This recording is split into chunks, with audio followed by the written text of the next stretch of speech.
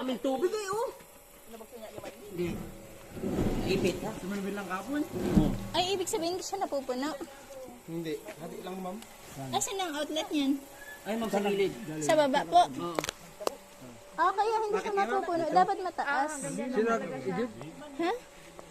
Ito ay dapat. Mataas dapat ang outlet niyan.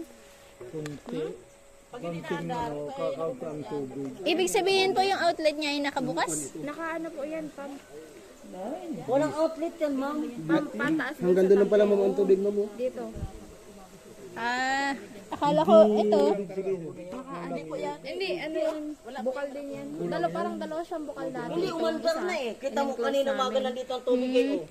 Ito naka-enclose lang siya. Oo, naka-enclose. Tapos ang outlet Ibig niya, sabihin, isa gumagana lang. na. Oo, nakapam.